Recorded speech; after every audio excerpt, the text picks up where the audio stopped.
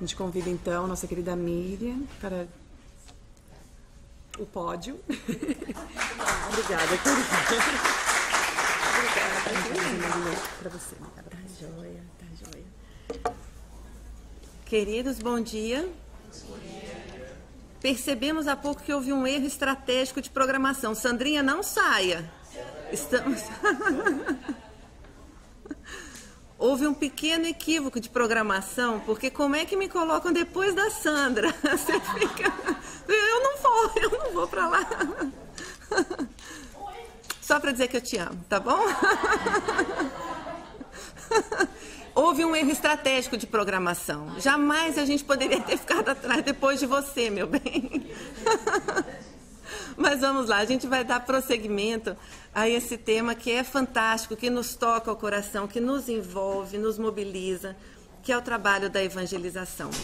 E não tem como nós pensarmos em evangelização sem imaginar, vir junto esse sentimento de alegria, de gratidão, de descontração que perpassa o trabalho. Alguém consegue imaginar a evangelização como algo sisudo? É sério, mas não é sisudo.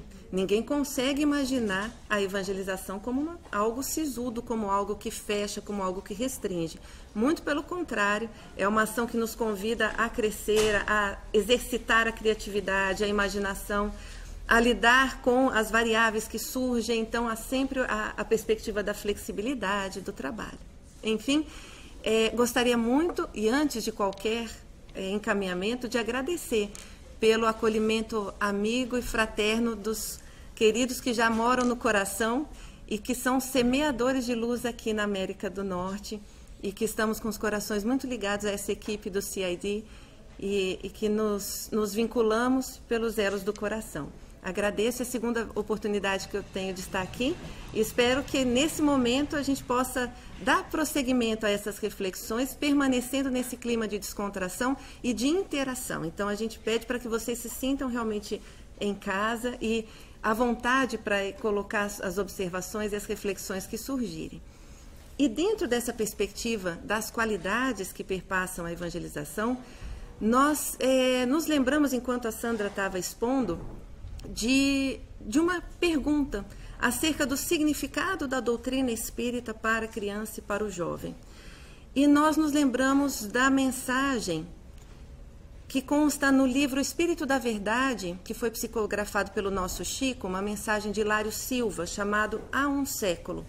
Não sei se vocês conhecem, mas é uma história que consta, que expressa uma situação muito específica de Kardec, por volta de 1860, quando a obra do Livro dos Espíritos já havia sido publicada, estava em expansão, mas havia pedradas, havia descrença, havia acusações, missivas altamente agressivas que estavam recebendo, e Kardec, num momento de profunda reflexão, e o texto até apresenta a palavra, algum desânimo que procurava assolar, né, o seu coração forte e vigoroso, quando de repente a Melibu dele chega ao lado com uma obra embrulhada e apresentando uma carta.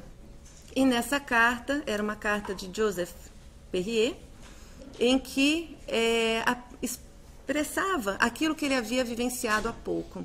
Ele passava por um processo de tristeza imensa em razão do desencarne da sua esposa, eram recém-casados, e em virtude desse desencarne ele se desestruturou emocionalmente, entrou num quadro de sofrimento profundo e acabou comprometendo, se entregando a esse sofrimento, comprometeu a vida profissional, foi demitido, enfim, a vida se desestruturou e aí ele foi buscar a única solução que seria possível, a via do suicídio. E se aproximou da ponte, da ponte, quando colocando a mão sobre a ponte, pensando, vai ser fácil, eu não sei nadar, esbarrou com algo úmido que lhe caiu aos pés, e quando viu, era um livro, e nesse livro, Laurent havia escrito, esse livro salvou a minha vida, leia-o e salve a sua também. Algo parecido. Quando ele vê uma capa dura, bonita, letras douradas, o Livro dos Espíritos, e lê a obra.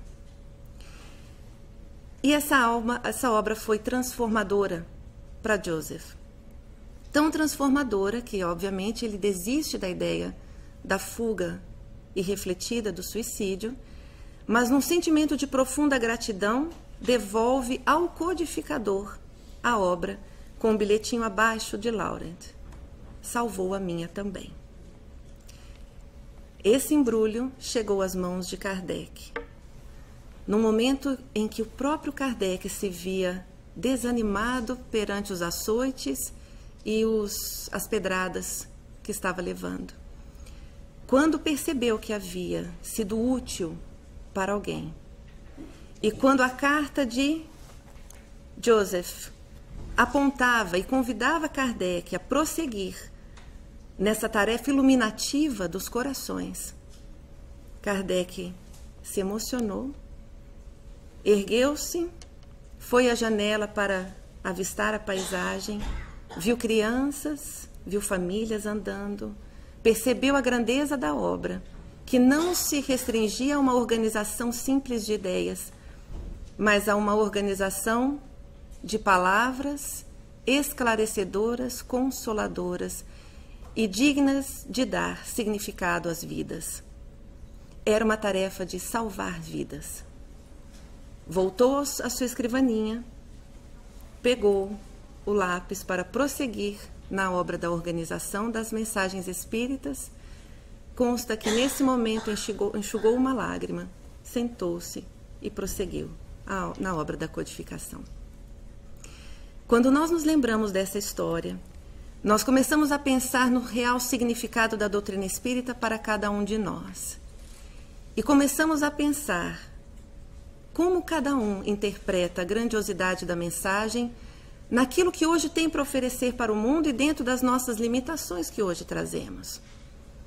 E aí nós também passamos a refletir como será que a doutrina espírita pode ser útil para uma criança e para um jovem. Nós identificamos a importância da doutrina espírita salvando uma vida de um adulto.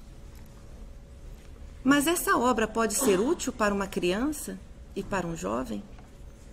E aí nós perguntamos numa enquete que foi realizada no Brasil para jovens, o que significa a doutrina espírita para vocês? E nós pensamos, dentro do universo de 1072 respostas, essa resposta que gostaríamos de compartilhar, de uma jovem de 19 anos. Qual o significado da doutrina espírita para você? E essa jovem relata o seguinte: eu me imagino em um quarto muito, muito, muito escuro. Tento de algumas formas conseguir enxergar, mas eu não consigo. Aí, de repente, se acende uma lâmpada que me mostra o quanto o quarto está bagunçado, desorganizado, tudo fora do lugar. A lâmpada não vai arrumar essa bagunça para mim, mas me mostrou o quanto eu tenho que fazer. A doutrina espírita é a minha lâmpada. Esse é o relato de uma jovem, Fernanda, de 19 anos, do Nordeste também, do nosso país, de um estado do Nordeste, baiana. E ela trouxe esse presente para nós. O que significa a doutrina espírita para ela? E aí nós começamos a pensar nessa doutrina iluminativa, nessa doutrina de luz que recebemos, não apenas para nos consolar, nos esclarecer, nos fortalecer para os desafios da vida, mas a partir do momento que compreendemos a grandeza da obra, nos sentimos com compromisso moral de auxiliar na sua difusão, de auxiliar os outros corações que estão conosco a também compreenderem que somos imortais, que vamos nos encontrar com os entes amados quando eles nos antecederem, que reencarnamos com a tarefa de nos aperfeiçoarmos, de sermos melhor hoje do que fomos ontem, e que seremos certamente amanhã melhores do que fomos hoje. Essa ampliação de visão impacta a forma de viver. Quando compreendemos que somos imortais, compreendemos que a nossa forma de desencarnar vai depender da nossa forma de vida. Como nós lidamos com a nossa encarnação. Talvez esteja aí o elemento que nos motiva a auxiliar essas almas que recém chegam ao plano físico para que elas possam ter sucesso na sua jornada reencarnatória. E aí nós nos lembramos de Meimei quando nos informa quantos espíritos estão reencarnando com a confiança de que serão bem orientados, com a confiança de que serão bem conduzidos junto à mensagem edificadora do Cristo, para que consigam sucesso nas suas encarnações. E por outro lado, muitas vezes nos deparamos com crianças ou relatos de crianças de espíritos que estão com receio de reencarnar, com medo de falhar na sua jornada, com medo de não receberem a orientação adequada ou firme necessariamente nos propósitos que o conduzirão para uma vida edificante. E o medo muitas vezes paralisa. E Meimei nos diz na mensagem, inclusive, que todos receberam na pasta, que não tenhamos medo de educar e de aproximar essas crianças e esses jovens da mensagem da orientação segura do Evangelho. Esse é um compromisso seríssimo, pois elas reencarnam confiantes de que serão amparadas e conduzidas e apresentadas a mensagem edificante para que possam seguir o seu caminho com êxito. É uma grande responsabilidade, ou não? E aí, depois dessas reflexões, nós pensamos, será que então evangelizar é um favor? Ou é um compromisso? Um compromisso realmente assumido. E se há favor nesse processo, o favor é da espiritualidade em relação a cada um de nós, em nos conceder a oportunidade de sermos mediadores, ainda muito imperfeitinhos, ainda cheios das nossas limitações, mas já dispostos a acertar, já dispostos a dedicar o nosso melhor. É um grande compromisso, um belo compromisso e um grave compromisso. Mas que bom que estamos juntos. Alguém aqui está sozinho? Ninguém está sozinho.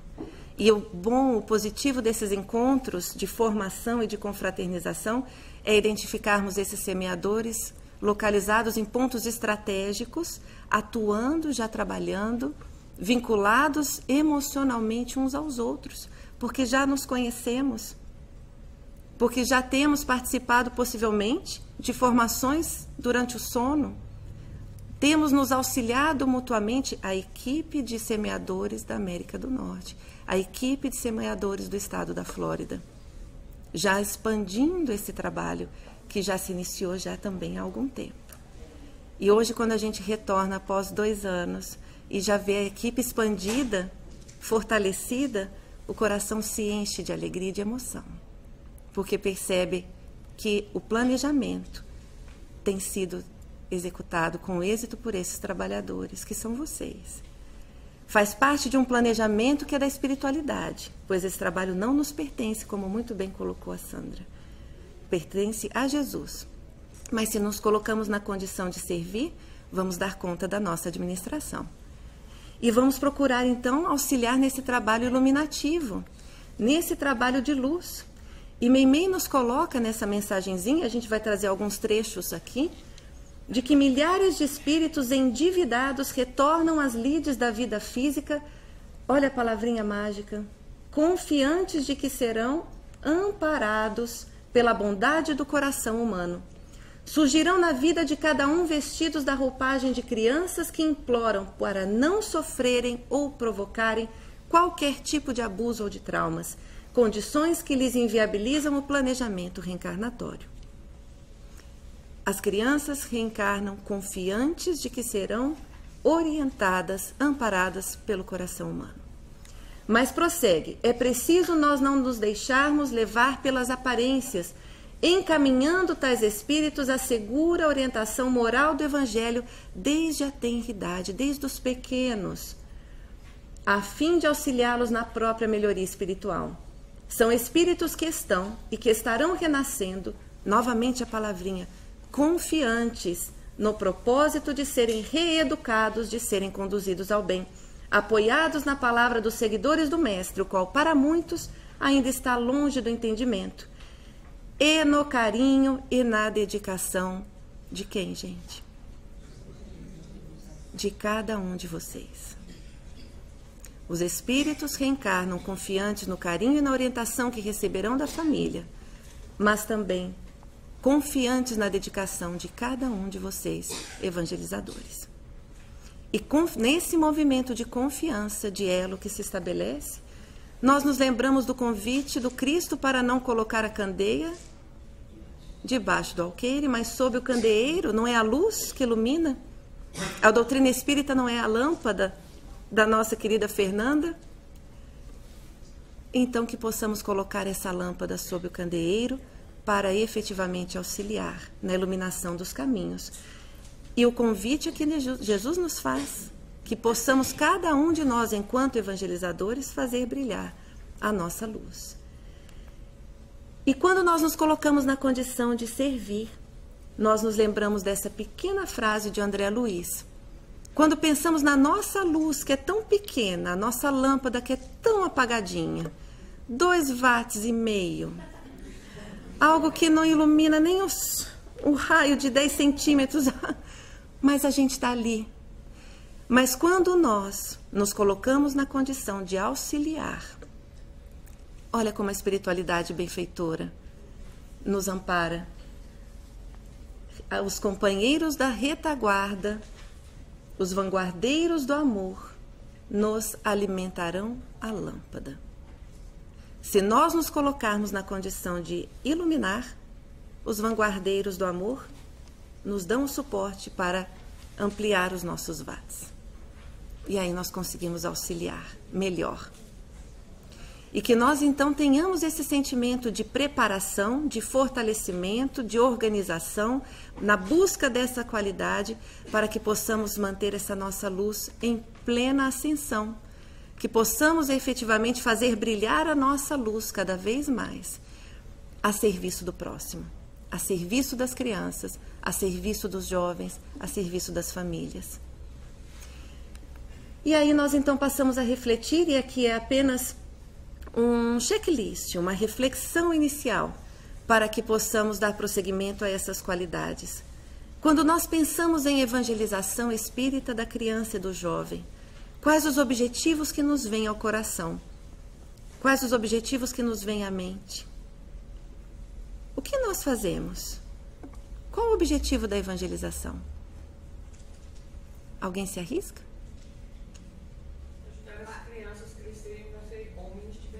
Perfeito. Auxiliá-los a serem homens de bem, pessoas de bem. O que mais? Passar os conceitos cristãos para aqueles corações. Aproximar as crianças e os jovens da mensagem de Jesus. Perfeito. Algo mais? Evangelizar tem em sua essência a palavra evangelho. Evangelização espírita, que é o que desenvolvemos, o evangelho, a luz da doutrina espírita. Essa é a nossa tarefa. Quando nós pensamos em finalidades, objetivos e em eixos do nosso trabalho, nós pensamos em pelo menos 3 elementos. A finalidade maior é a máxima do Cristo. Nós estamos trabalhando com o Evangelho de Jesus. A máxima do Cristo é sintetizada na mensagem: amarás a Deus. 4,5, Sandra. O seu ainda estava 6. 4,5. Vamos repetir? Qual é mesmo a máxima do Cristo?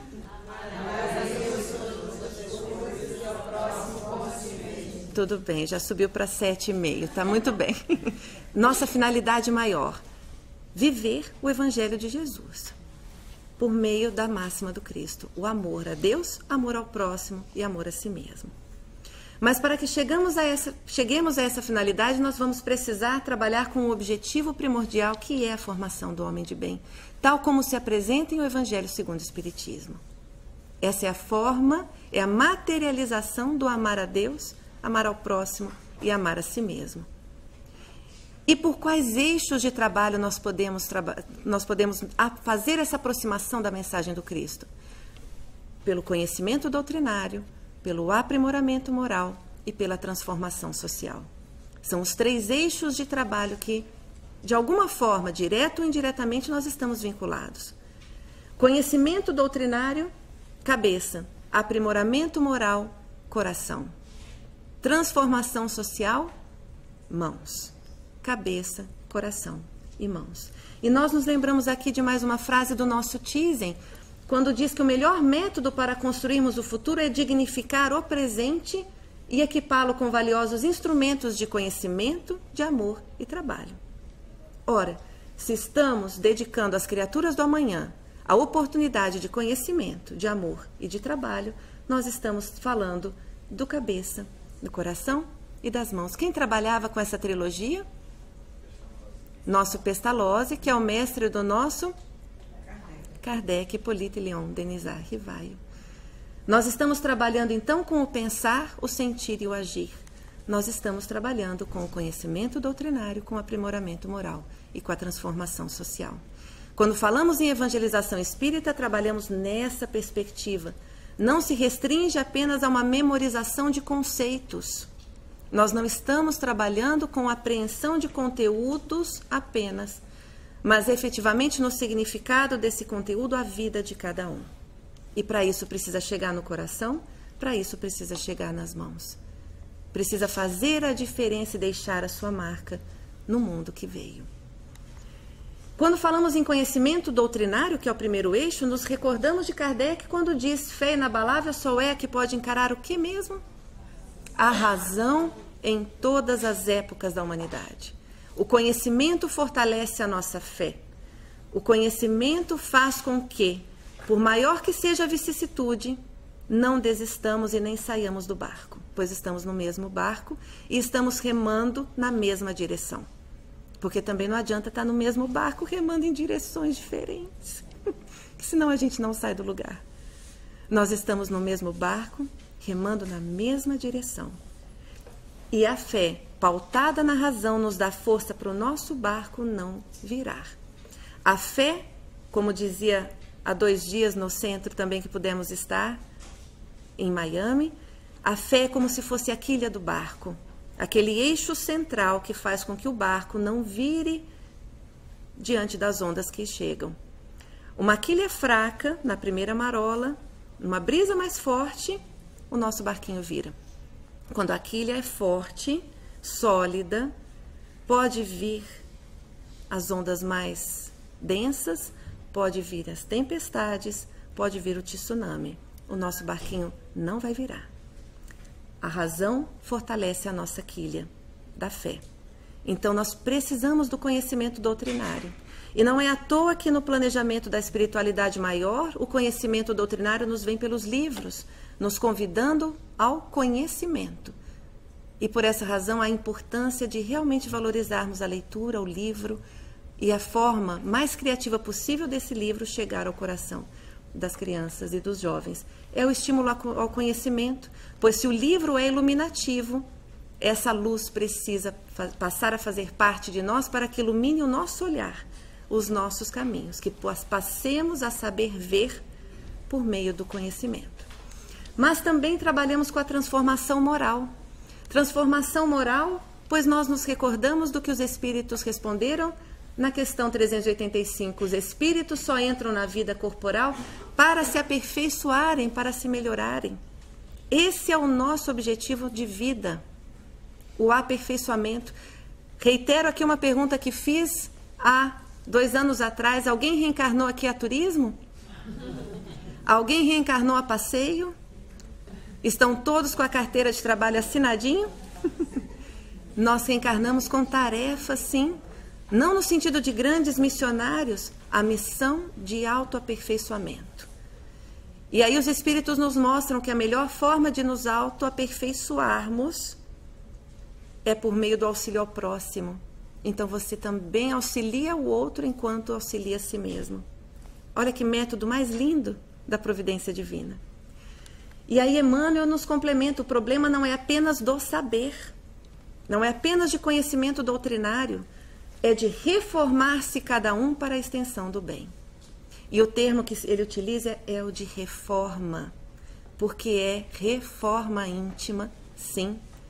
E como dissemos, não se trata de design de interiores, não se trata de uma gambiarra íntima, como nos disse o Marcelo, não é uma gambiarra, não é design de interiores, é uma reforma plena.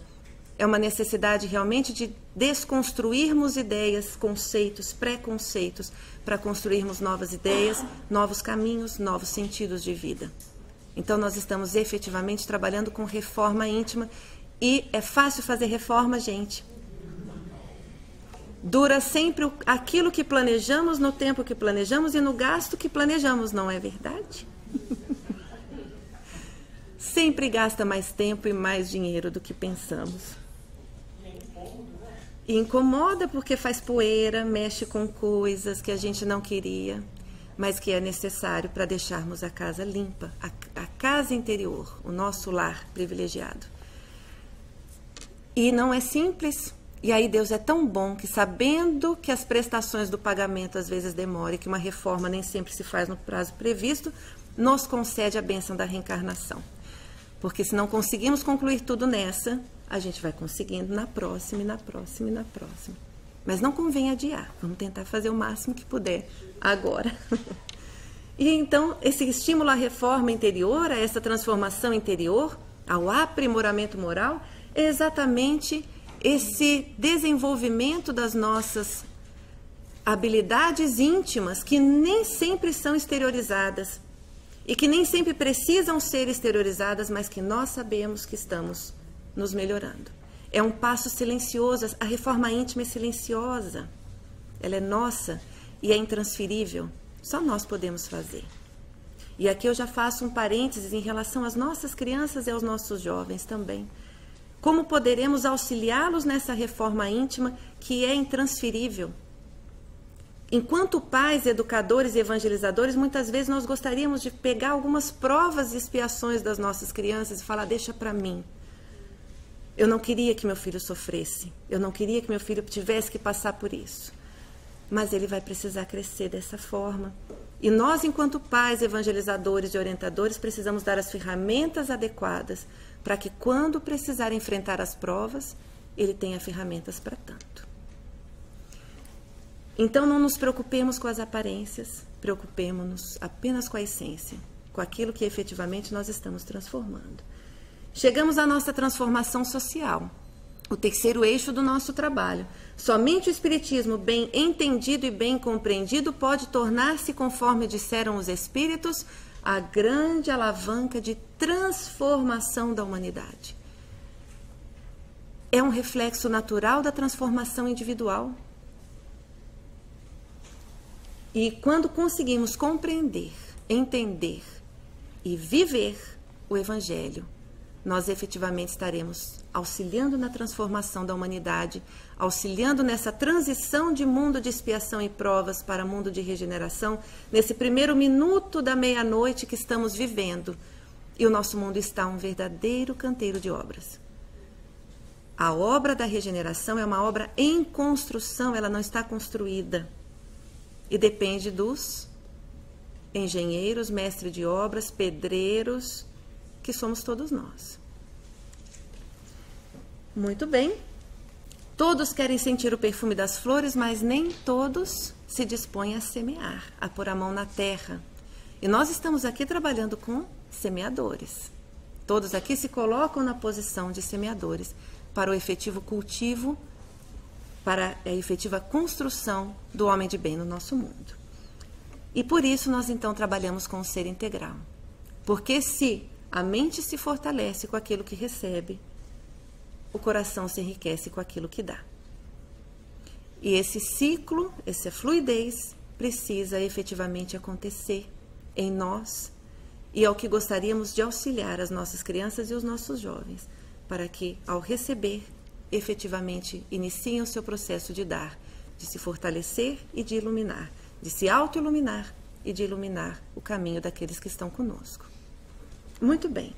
Então, nós estamos trabalhando com a formação, com a informação doutrinária, mas muito além da informação. Reitero, evangelização não é acúmulo de informações, é ressignificação de vivência por meio das informações, por meio do exemplo, por meio das reflexões compartilhadas. Então, para além da informação, nós trabalhamos com o transformar, a si e ao meio. E aí nós nos lembramos de Emmanuel quando diz que toda a tarefa do mundo é o formar o espírito genuinamente cristão.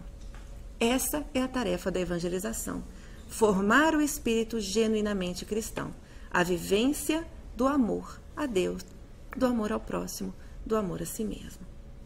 Uma vez refletido sobre isso, também compartilhamos Meimei quando nos diz que o indivíduo educado intelecto e moralmente se transforma em servidor da humanidade. Cabeça, coração e mãos. Em instrumento de Deus, contribuindo para que a fraternidade se estabeleça definitivamente no planeta. E isso só irá acontecer se a educação viabilizar a transformação íntima do espírito, o espírito imortal. E seguindo, nós encontramos uma pequena charge de uma criancinha chamada Mafalda, imagino que alguns de vocês conheçam, em que ela, imbuída de um espírito de transformação social, e aí nós já vamos entrando no protagonismo infantil e juvenil que já identificamos e que precisa ser de alguma forma estimulado por cada um de nós, encontra dois adultos conversando sobre a mudança do mundo. Mudar o mundo, coisas da juventude. Quando eu era adolescente eu também tinha essas ideias e veja agora. E aí saem de carro e a Mafalda sai desesperada para encontrar sua turminha e diz: olha aqui, pessoal, se a gente não se esforçar para mudar o mundo, depois é o mundo que vai mudar a gente. E que nós saibamos aproveitar essa ideologia infantil, esse desejo de transformação infantil, que hoje já conseguimos identificar pelos olhares, pelas falas, pelas expressões das nossas crianças. O desejo efetivamente de transformar, o desejo de colaborar para a edificação de um mundo novo. E aqui eu peço até licença, então, para projetar um vídeo muito breve, é até de uma instituição. Amigo, não é nenhum daqueles 3 que a gente combinou, tá? Você abre aquela outra pastinha.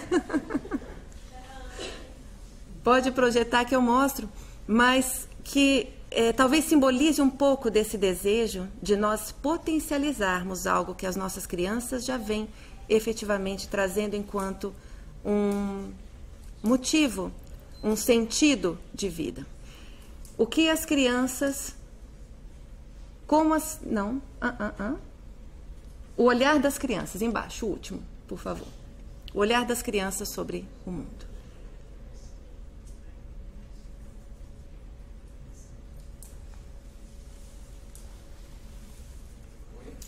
E aí que nós... É esse mesmo. E que nós possamos, então, aproveitar pela fala dessas crianças e pelas ações que já desejam fazer, que elas nos inspirem para aquilo que, de repente, possamos somar, contribuir, trazer um elemento novo, trazer o sentido para que elas encontrem campo para realizar as suas ações. Pode projetar.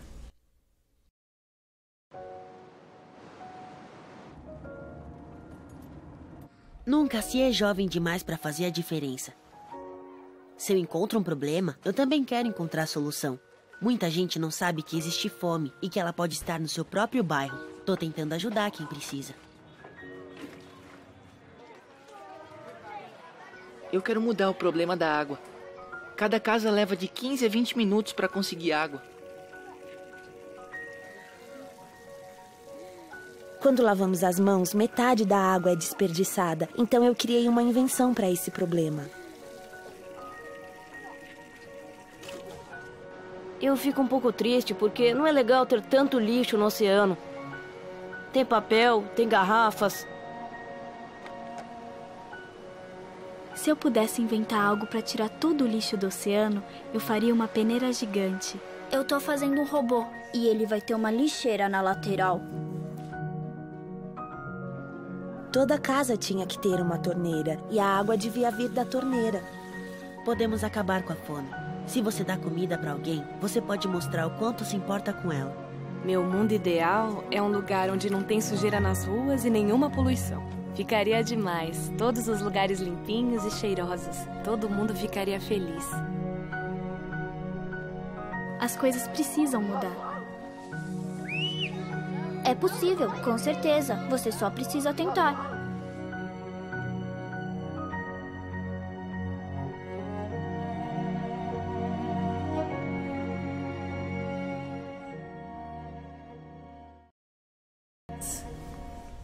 Nos tocam de alguma forma? Mexem com os nossos corações?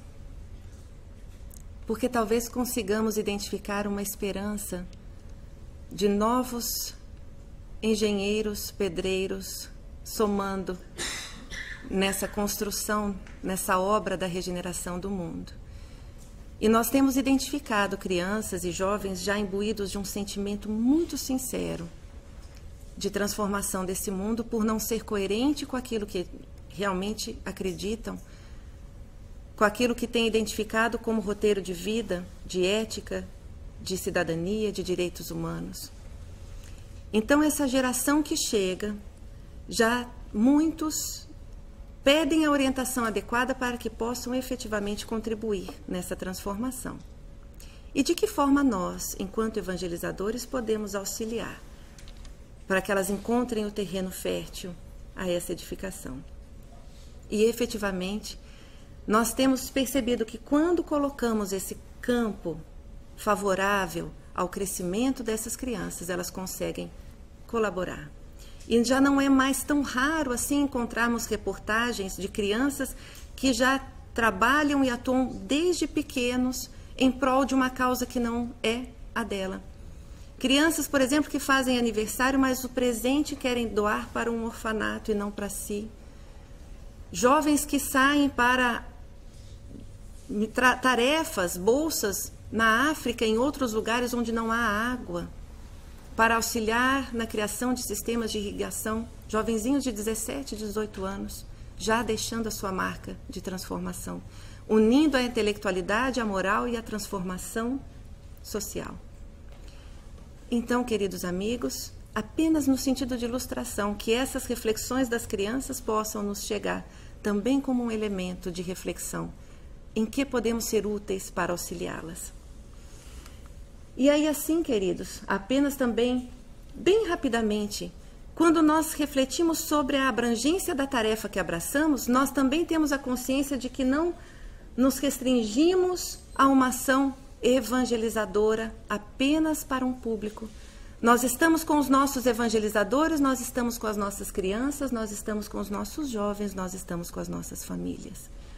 A abrangência do trabalho, o nosso alvo, o nosso girassol é a família espírita, é a criança, é o jovem, é o núcleo que está conosco. E esse alvo é aquilo que vamos efetivamente buscar enquanto qualidade. Quando nós pensamos também onde e quando a evangelização acontece? E essa é uma pergunta. Quando e onde a evangelização acontece?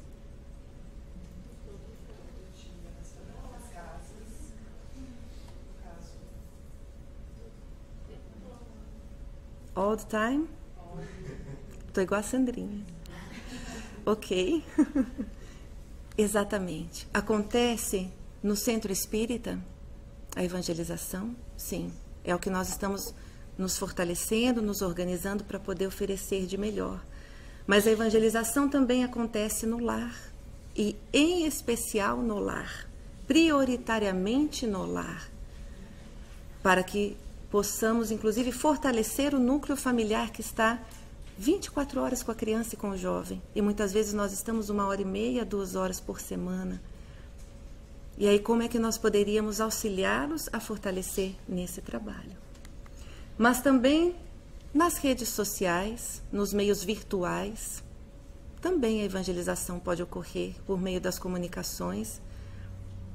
Mesmo Facebook, WhatsApp e outras redes faz parte do processo. São ferramentas que podem ser evangelizadoras e somar. São ambientes de convívio então podem ser ambientes evangelizadores. E também, naturalmente, no mundo espiritual. E quando nós estamos muitas vezes com as nossas crianças, com 5 crianças, com 10 crianças no nosso grupo, com 2 crianças, hoje falar, não, hoje veio só uma. Uma que os nossos olhos físicos conseguem ver. Mas não temos ideia da equipe espiritual que está por trás, ou melhor, que está à frente, conduzindo o trabalho e trazendo as crianças para que possam ser amparadas e fortalecidas também nas nossas atividades de evangelização. Não podemos quantificar, mas elas estão lá conosco. E aí nós perguntamos, como então investir na qualidade dessa tarefa que tanto amamos, que é tão grave, que é tão séria, que é tão bela?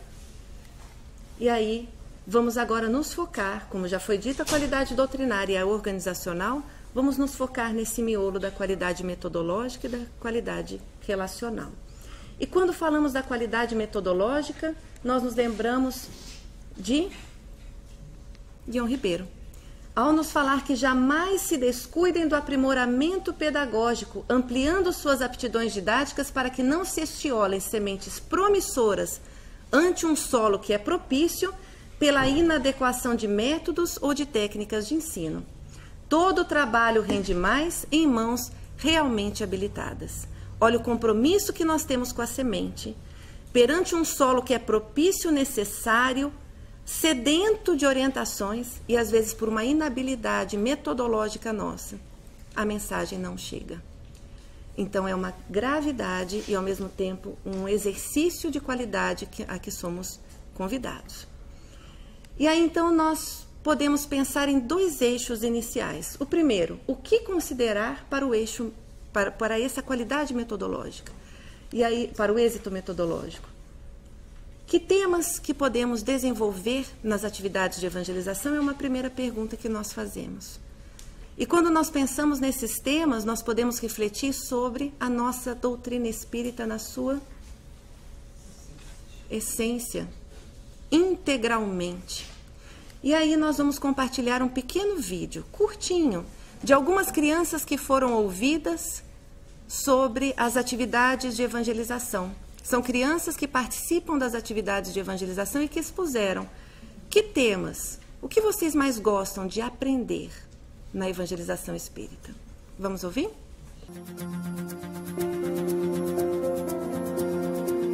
Eu gosto mais de aprender muita coisa sobre Jesus e Deus. A gente fala pela evangelização. Pelo Jesus.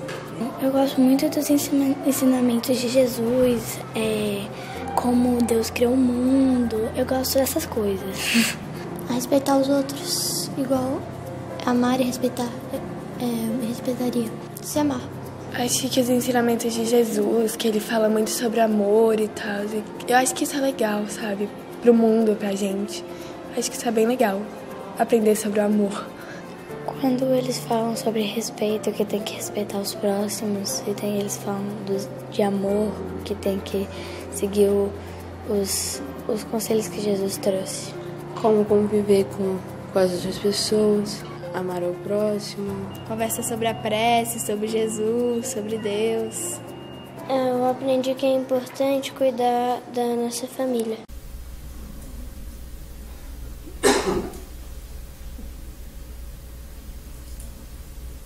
Pode continuar.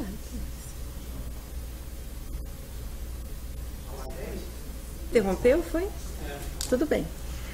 Então aqui, nessa leitura inicial que nós tivemos nesse vídeo, nós podemos ouvir das crianças aquilo que de repente atrai, aquilo que elas identificam como uma essência do trabalho da evangelização.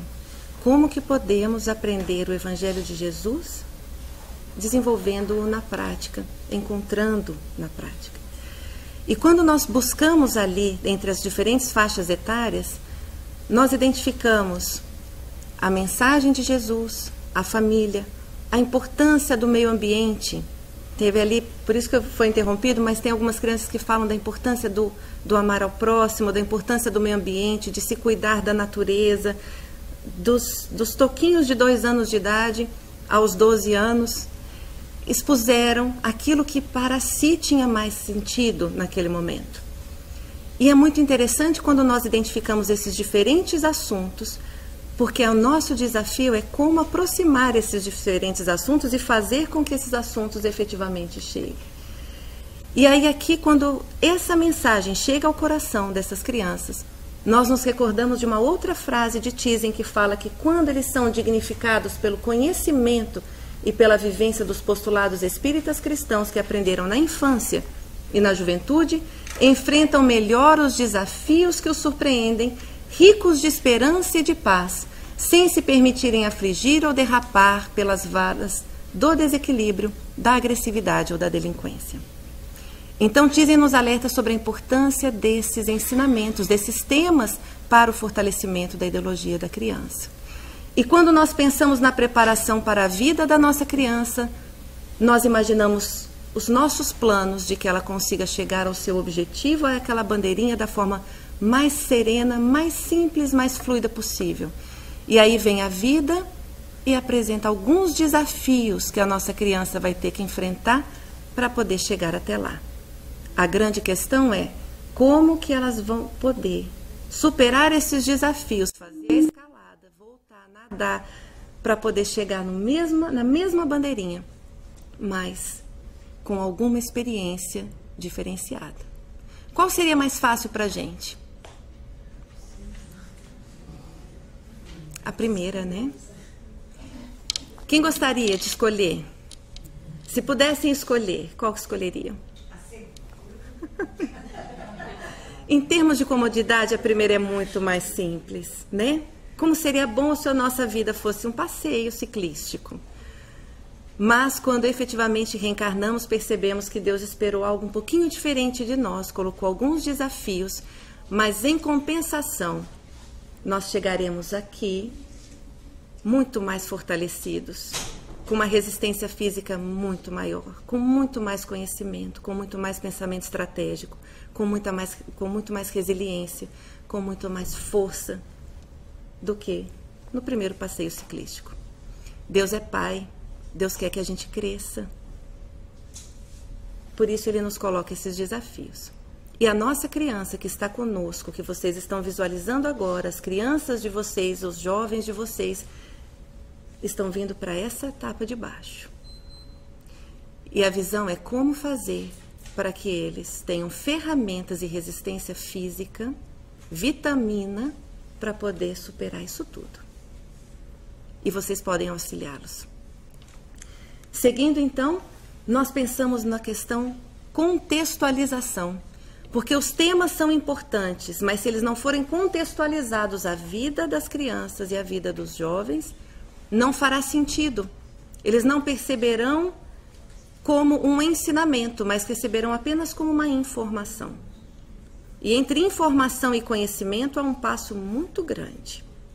Nós estamos trabalhando com conhecimento doutrinário, com a apropriação individual das informações. Nós podemos partir de um tema doutrinário para um tema... novamente. Nós podemos sair de um tema doutrinário ou de um tema cotidiano. Um tema doutrinário é quando eu parto de um princípio doutrinário e contextualizo a vida da criança e do jovem. Dou exemplos sobre aquilo. Ou eu posso sair de um fato e explico à luz da doutrina espírita. Partiu-se de um tema cotidiano, mas foi expandido para uma reflexão espírita. Qual é válido? Ambos são válidos, ambos são possíveis. Na organização programática, que faz parte da nossa qualidade organizacional, toda essa organização de temas, ela pode ser diversa. Eu posso partir de um tema doutrinário, de um tema cotidiano, desde que a ponte se faça, para não ficar apenas um conhecimento do mundo ou apenas uma informação doutrinária, mas para que efetivamente a ponte aconteça. É essa ponte que vai favorecer a reflexão crítica e a construção de valores, onde a criança e o jovem vão se ver nos contextos e vão falar, bom, se eu estivesse nesse lugar, como eu agiria? Que informação transformadora é essa que faz com que eu passe a tomar atitudes diferenciadas? E a partir daí, a partir de que temas que poderiam ser abordados, nós passamos a pensar, então, como desenvolver esses temas da evangelização. E aí nós vamos ao nosso segundo vídeo, nosso segundo relato das crianças, sobre o que elas mais gostam de fazer na evangelização. Elas haviam falado que mais gostam de aprender. Agora, o que elas mais gostam de fazer na evangelização? Que metodologias podem ser utilizadas? O que fica enquanto o prazer da convivência no ambiente da instituição espírita? Vamos ouvi-las?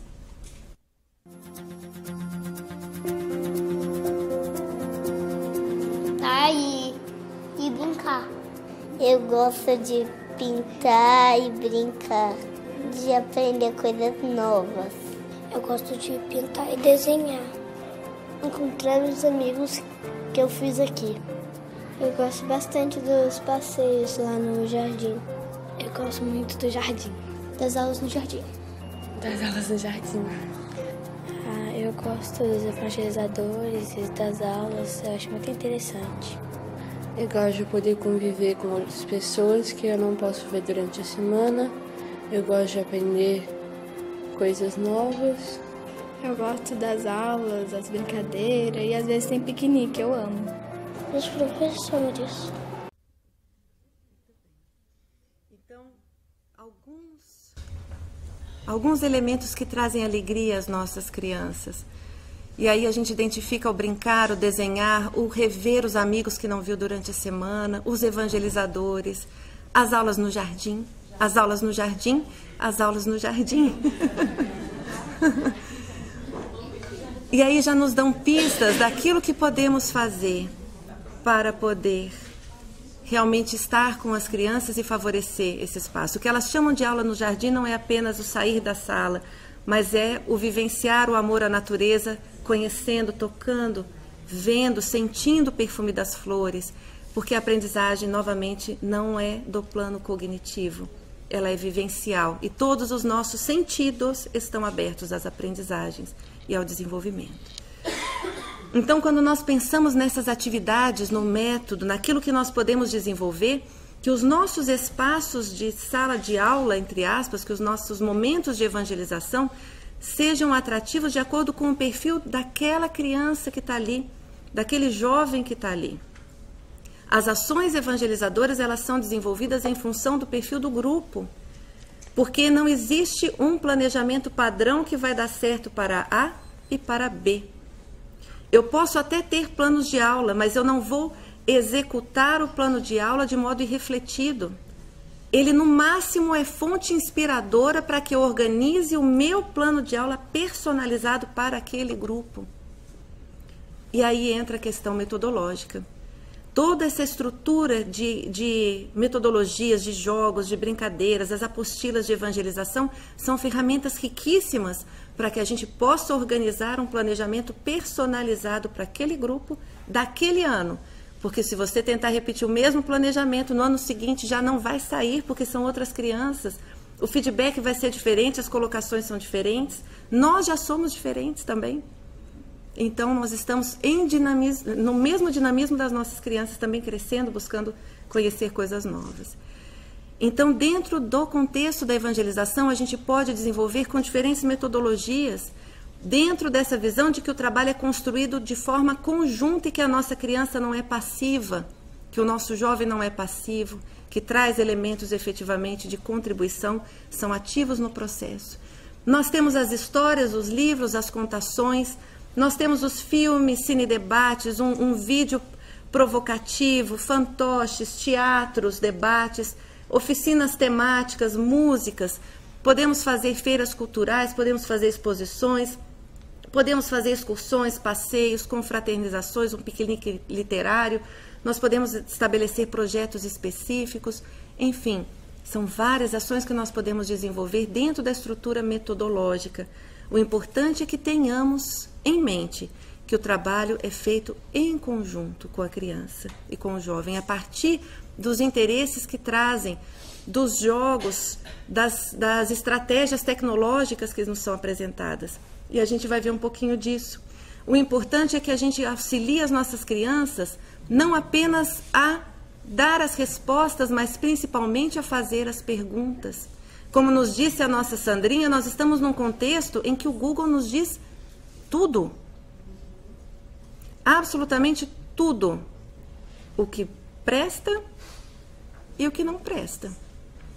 E mesmo do que é importante para o mundo, o que daquilo vai ser importante para mim? É um exercício de seleção. Hoje o processo educacional das nossas crianças e dos nossos jovens é diferenciado do da nossa geração. Porque nós buscávamos as informações. Agora as informações... Lembram da antiga Barça, quem estava lá? Era o nosso Google. Não era da minha época, mas me falaram que era assim. E hoje a gente tem o nosso Google, que realmente nos traz tudo.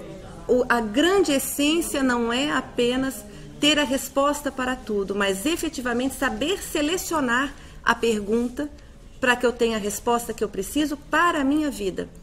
O trabalho educativo de hoje não é dar as respostas, mas efetivamente ensinar a pensar, a ensinar a fazer as perguntas para que eles possam efetivamente organizar a sua caixa de ferramentas para enfrentar esses desafios da vida que virão. E aí então nós percebemos que já não se trata de um raciocínio pelo autoritarismo, pela moral da obediência, pela heteronomia, a moral do outro, mas pelo exercício da própria autonomia, o exercício da reflexão do pensamento próprio. E aí nós temos na ludicidade o elemento chave da nossa metodologia, a leveza, aquilo que traz a transformação, a criatividade, a confiança, a inovação, a atuação plena, o autoconhecimento, a autoestima, dentre tantos outros elementos. Nós temos na ludicidade uma ferramenta preciosa de trabalho, não o brincar pelo brincar, mas o dar sentido ao brincar para atingir um determinado objetivo doutrinário. É a vivência, é fazer uma dinâmica de grupo, é você favorecer o intercâmbio, a troca entre os amigos, o trabalho interativo. Os recursos didáticos e tecnológicos que caminham juntos. E aí nós vamos ver, inclusive amanhã na contação de história, como os recursos artesanais hoje em dia têm sido tão atrativos quanto os tecnológicos, porque eles foram esquecidos por um tempo e agora ressurgem com status de novo. Incrivelmente. Como é que se brinca com um peão? Muitas crianças da nossa geração, da geração atual, não sabem o que é um peão. Então, quando surge um peão, fala, nossa, que tecnologia fantástica. E vamos lá. Só que daí não tem nem a coordenação motora trabalhada para isso. Porque ficou muito no tecnológico. O que a gente tem discutido muito, inclusive nos campos educacionais e não restritos, em termos mundiais, as reflexões sobre educação, no sentido da educação infantil, ensino fundamental, etc., é exatamente no aproveitamento conjunto das tecnologias, porque elas não são excludentes. Nós, muitas vezes, excluímos, mas elas não são excludentes. E podemos fazer com que a criança se interesse pelas diferentes tecnologias. A artesanal e a tecnológica no sentido da virtual, dos iPads, dos iPhones, dos aplicativos e outros, que também podem ser ferramentas evangelizadoras.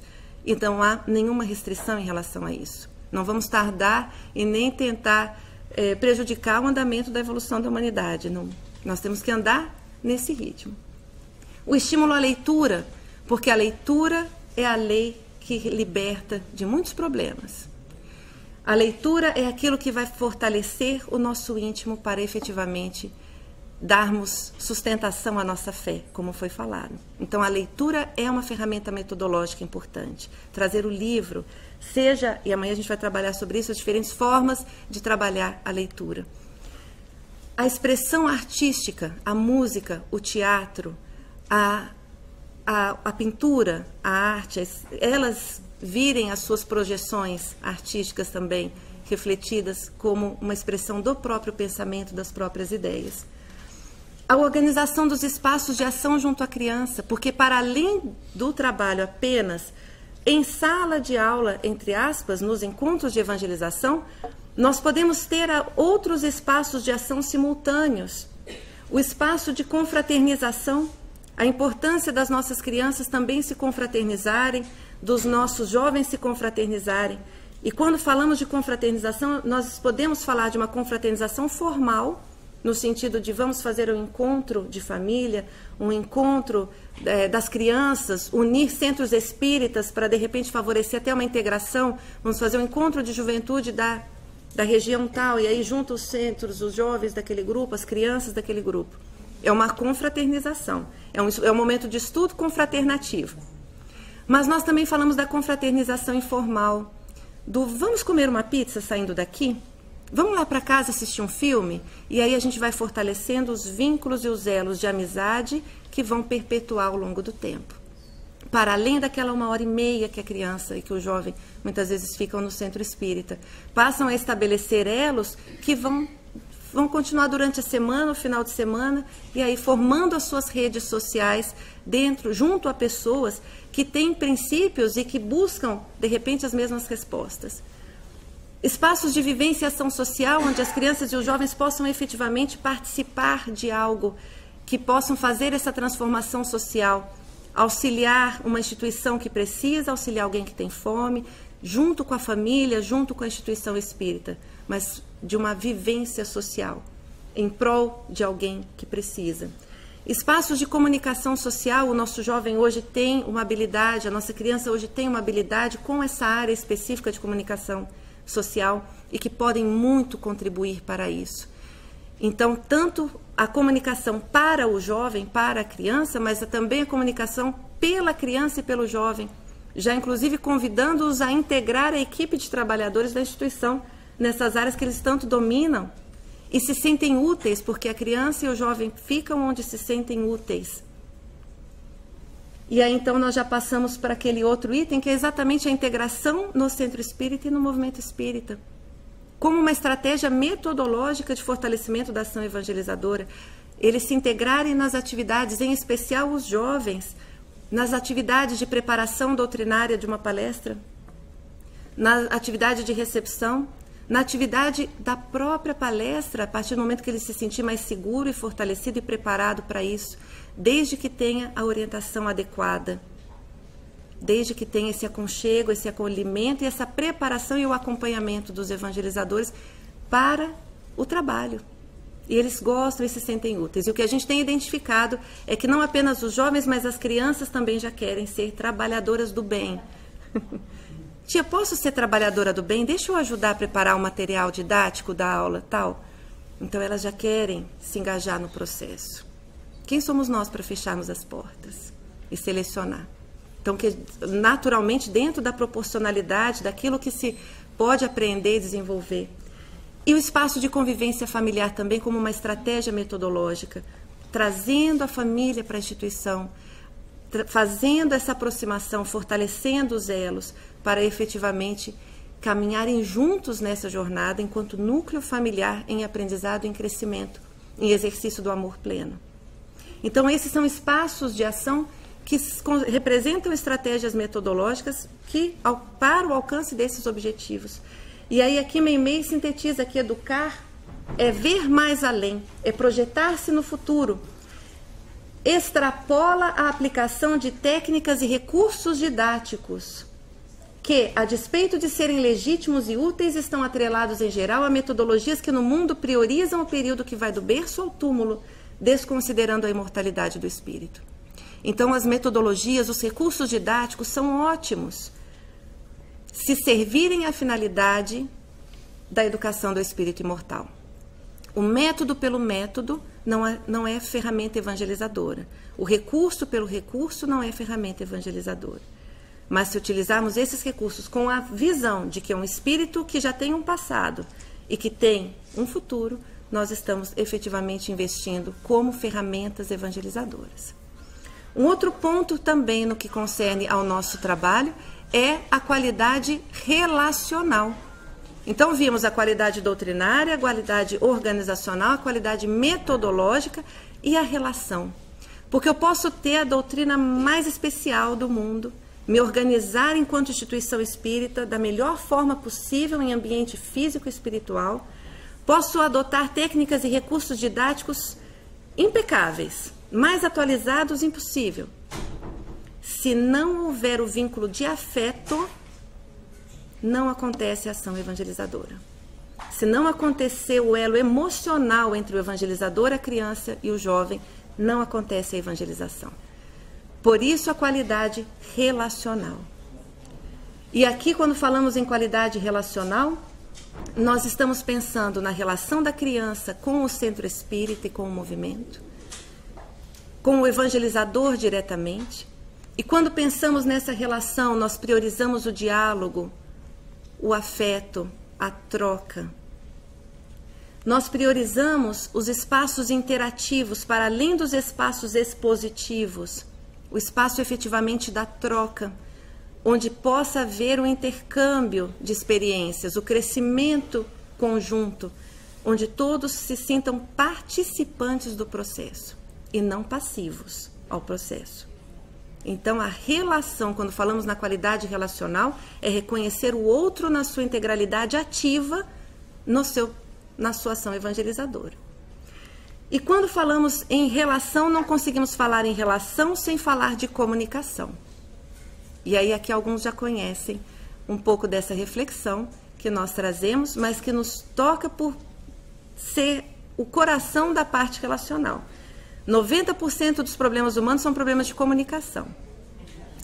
Saber ver, saber falar e o saber ouvir. E quando falamos em saber ver, nós estamos falando no exercício desse olhar sensível. Ora, o que estamos vendo? Essa figura clássica da Gestalt. Nós estamos vendo um vaso, um castiçal ou dois perfis. Duas formas diferentes de você enxergar a mesma situação. É o exercício do olhar. A partir do momento que eu exercito essa minha sensibilidade, eu passo a exercitar uma palavrinha mágica chamada empatia. Eu me coloco no lugar do outro e eu passo a respeitar o seu ponto de vista.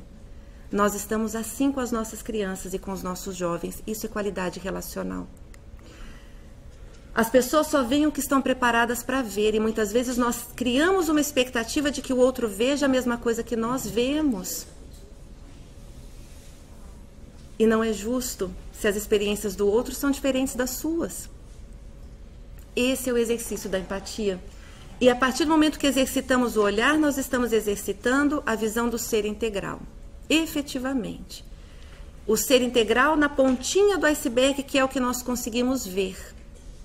Mas cientes de que eles são muito mais do que isso. Cientes de que as nossas crianças e os nossos jovens têm um universo interior que não nos cabe conhecer, mas que nos cabe respeitar. Nos cabe reconhecer que existe, nos cabe respeito, consideração, mas não nos cabe conhecer. É privativo, é dele, assim como os nossos são nossos. Mas nos cabe reconhecer o respeito por essa totalidade, por esse ser integral que é a nossa criança e que é o nosso jovem conosco. Isso é sensibilidade no olhar, é o aprender a ver. E Jesus nos alerta: como é que vedes um argueiro no olho do vosso irmão quando não vedes uma trave do vosso próprio olho? Nós estamos trabalhando com a qualidade do ver, do sensibilizar-se. E Emmanuel nos diz ainda mais: Senhor Jesus, faze-nos observar, por misericórdia, que Deus não nos cria pelo sistema de produção em massa e que por isso mesmo cada qual de nós enxerga a vida e os processos de evolução de maneira diferente. E não nos cabe nas atividades de evangelização um trabalho industrial. É um trabalho de semeadura. E cada um vai crescer, vai florescer no seu tempo. E nós sabemos que se colocarmos a mesma semente no mesmo terreno, regando do mesmo jeito, todas vão crescer iguaizinhas? Uma cresce mais, outra cresce menos, outra demora um pouquinho, outra vai para o sol, a outra vai... Assim é a diversidade. O aprender a ser sensível a essa diversidade que nos chega. E também o exercício da fala sensível, o segundo macaquinho. Como nós nos equivocamos na forma de falar. E aí nós nos lembramos das três peneiras de Sócrates, que vocês conhecem. A primeira peneira, que é ser verdadeiro. Quando Sócrates é interpelado pelo seu discípulo, que quer muito afoitamente lhe contar uma informação, a primeira peneira que Sócrates pede para que ele passe é a peneira da verdade. É verdadeiro o que você vai me dizer? passe para a segunda peneira. Se não for, não passe. Guarde para você, porque não nos compete disseminar inverdades. Mas se for verdadeiro, passa para a segunda peneira, que é o benefício, a necessidade. Pode ser verdadeiro, mas é necessário você contar isso? Vai trazer benefício para alguém ou não? Porque se também não for trazer benefício para ninguém, guarde para você. Mas se for necessário e for trazer benefício, passe para a terceira peneira, que é com bondade. Com bondade. É necessário, é verdadeiro, mas eu vou falar com todo o amor do mundo para não ferir. E como eu disse, uma vez, se eu pudesse ter um dedinho de prosa com Sócrates, eu ainda sugeriria uma quarta peneira, que é a da oportunidade. Porque pode ser verdadeiro, necessário, eu posso falar com todo o amor do mundo, mas se for na hora errada, não vai chegar, não vai ser naquele momento que a transformação pode acontecer. É lógico que Sócrates está muito acima, mas que a gente tenha essa reflexão das peneiras, do zelo da fala, para que a gente consiga efetivamente fortalecer essa qualidade relacional. E aqui é o esquema visual daquilo que a gente acabou de conversar. Precisa dizer, é útil? Sim, não. Vai ofender alguém? Não. Se não for, não comente, guarde para você e não multiplique uma inverdade ou algo que vai machucar ou algo que não vai trazer benefício para ninguém. A boca fala do que está cheio o coração, já nos dizia Jesus. Que tenhamos então essa reflexão. E como é que nós vamos poder mudar o mundo? Com essa visão de amor. Porque muitas vezes a agressividade está lá no primeiro quadrinho, todos agressivos e um observando. Mas com a insistência do amor, quadrinho por quadrinho, quadrinho por quadrinho, quadrinho por quadrinho, quadrinho por quadrinho, por quadrinho. O amor sempre vence. A fala doce, a fala amorosa, sempre vence. Essa é uma forma de comunicação. E aí nós chegamos a outra reflexão sobre a fala de que o mal não merece comentário em tempo algum, como nos diz André Luiz. Guarde cuidado no modo de exprimir, pois em várias ocasiões as maneiras dizem mais do que as palavras. Tenhamos então certeza de que o como falar impacta. E aí nós chegamos no último macaquinho, que é a escuta sensível, que é exatamente a reflexão do como vamos ouvir as nossas crianças. Ouvir o silêncio, muitas vezes, das nossas crianças, que muitas vezes não vão conseguir expressar, até muitas vezes por uma limitação do vocabulário, mas que estão lá conosco, se comunicando pelo silêncio, pelo olhar. É essa escuta sensível do que ela quis dizer e não conseguiu dizer. E a partir do momento que exercitamos a nossa escuta sensível, nós estamos ensinando a nossa criança e o nosso jovem a também exercitarem a escuta. É o exemplo. E aí nós chegamos à conclusão de que o exemplo não é a melhor forma de educação, como falamos também na experiência de quinta-feira. O exemplo não é a melhor forma de educação. É a única. Se queremos efetivamente educar, o processo de autoeducação vem primeiro, vem junto, é concomitante. Mas nós precisamos nos colocar nessa condição. Ouça então os que têm ouvidos de ouvir. E é nessa reflexão que vamos então pensar como é que Jesus receberia as crianças e os jovens. Isso é qualidade relacional. É a vivência efetivamente do amor. É a vivência da prática do Evangelho no dia a dia, nessas reflexões que estamos compartilhando. Com isso, queridos amigos, nós chegamos a um pensamento. Nós trabalhamos com a qualidade relacional, com a qualidade doutrinária, com a qualidade organizacional, com a qualidade metodológica, com a qualidade relacional da criança e do jovem em relação ao centro espírita. Mas a criança e o jovem estão desenvolvendo a sua qualidade relacional em relação à vida, ao mundo, ao seu processo reencarnatório. E aqui nós vamos nos encaminhar de um modo breve, mas apenas para que tenhamos a consciência de que esse processo da qualidade relacional, ele não apenas se restringe ao vínculo evangelizador-evangelizando, mas ao vínculo evangelizando-vida. E aí nós chegamos a essas questões existenciais que todos nós nos fazemos. De onde eu vim? Para onde eu vou? O que é importante na minha vida? Questões que as nossas crianças já se fazem. Respostas que elas já buscam. E temos instrumentos para poder fortalecê-las nessa busca. E aí aqui nós nos lembramos de que o melhor meio, o meio mais eficaz para o homem se melhorar nessa vida é conhecer-se. É fazer essa viagem interior. E aí nós nos lembramos de que é importante o exercício do amor a si mesmo. Essas questões existenciais relacionadas à nossa autoimagem, ao nosso autoconceito, à nossa autoestima, ao nosso autocuidado. Questões que as nossas crianças e os nossos jovens já se fazem, reitero. Quais são os meus ideais? Quais são os meus talentos? É o autoconhecimento efetivo. O que eu preciso melhorar? Jogar fora a intolerância, o preconceito, o egoísmo, a desigualdade? O que eu preciso jogar fora que não está me fazendo bem? O que eu priorizo? Em que eu tenho investido o meu tempo? São questões existenciais relacionadas ao amor a si mesmo.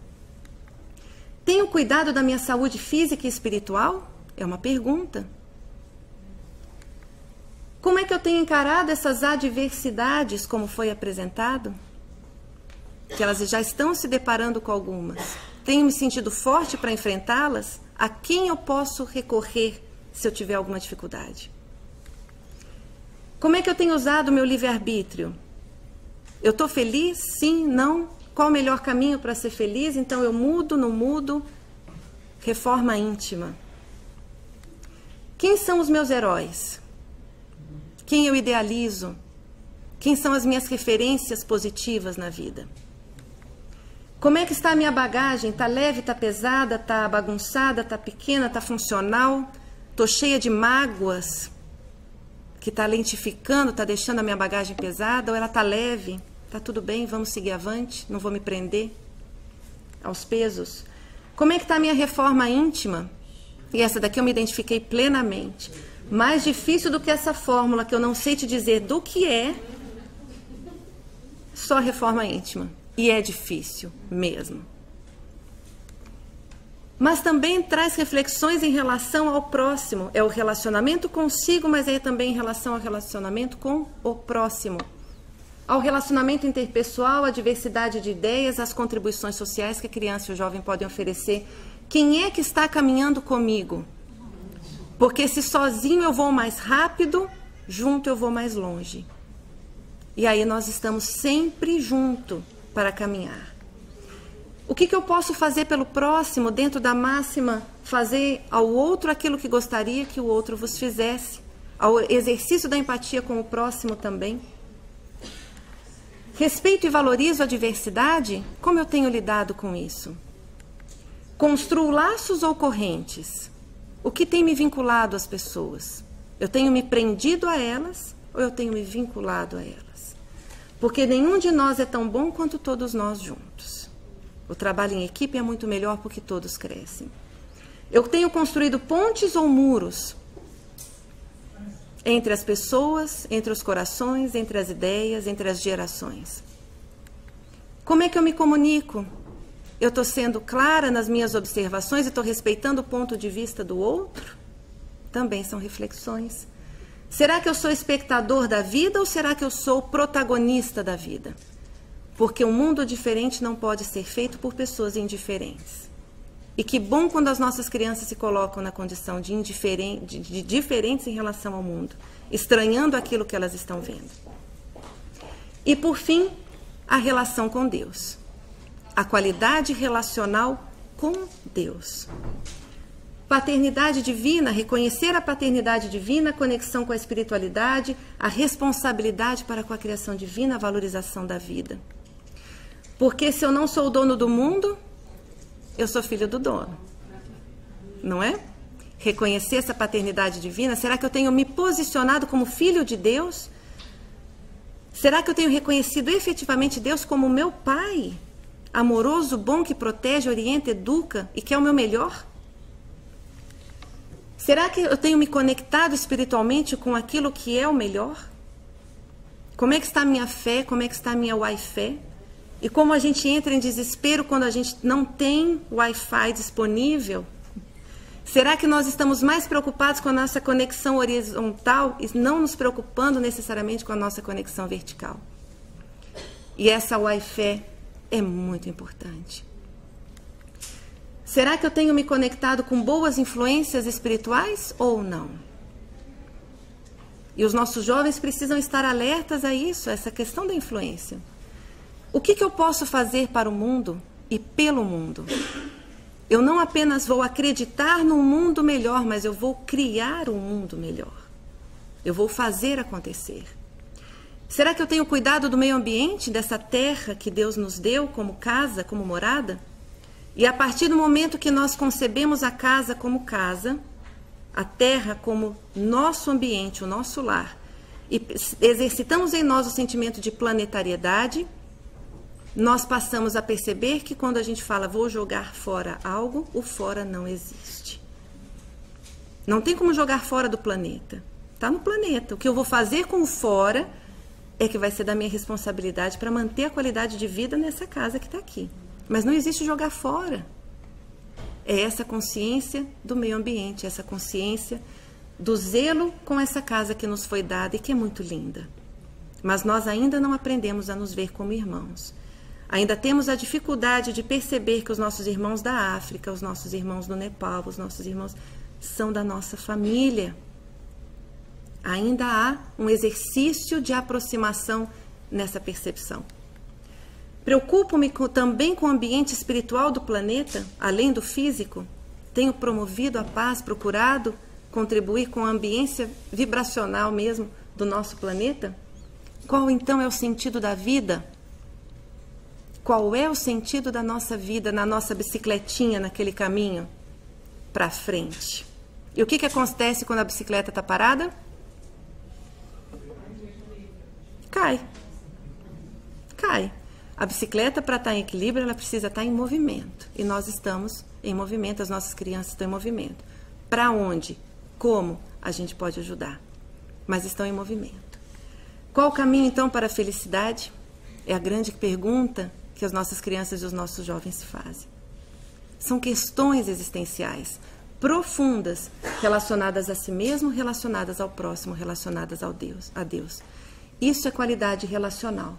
E quando nós pensamos nas respostas a todas essas perguntas, nós chegamos a uma única resposta.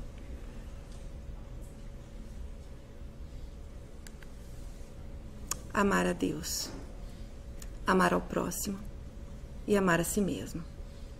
É a relação em relação a Deus, ao próximo e a si mesmo. O amor é a resposta, não importa qual é a pergunta. Para todas essas que foram feitas, é o exercício do amor, é a vivência do amor efetiva. E aí aqui, não vai dar tempo de passar o videozinho, infelizmente, em respeito ao horário mesmo, mas são as crianças que nós vimos ali agora há pouco, quando foi lhe perguntado também qual o sentimento mais importante. E as próprias crianças colocaram, em razão do tempo, a gente não pode avançar. Tá, tudo bem. Vou levar pro chão de orelha. Vocês me protegem. É muito rapidinho, é só as crianças expressando qual o sentimento mais importante para elas, para esse mundo, para que esse mundo efetivamente se transforme.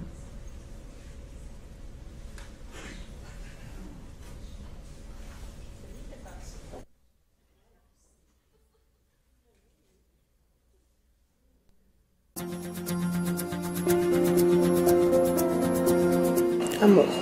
Amor ao próximo. Amor. Tudo que a gente faz com amor, a gente faz bem. Amor. Acho que é amor porque ele tá sempre ajudando, né? Ele nunca traz ódio, nem alguma coisa desse tipo. Sentimento de fé, amizade, afeto, amor, generosidade. Pra mim é o amor. Sem amor não tem nada. é o amor, né? É o sentimento efetivo do amor. E é essa mensagem, queridos amigos, que nós gostaríamos de deixar como síntese dessa qualidade que todos nós estamos buscando, desse sentimento que nos une e nos fortalece diante do real exercício do amor. Esse é o remédio para a cura do mundo. Que possamos aproveitar esse sentimento de amor e fortalecer esse sentimento em cada um de nós.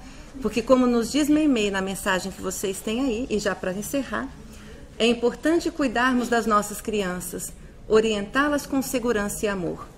Guardemos a devida compreensão de que é preciso perseverar no bem, pois a palavra de ordem continua sendo a mesma que ecoa há mais de 2000 anos. Doar amor. Doemos amor. Muito obrigado pelo amor de vocês. Estamos juntos.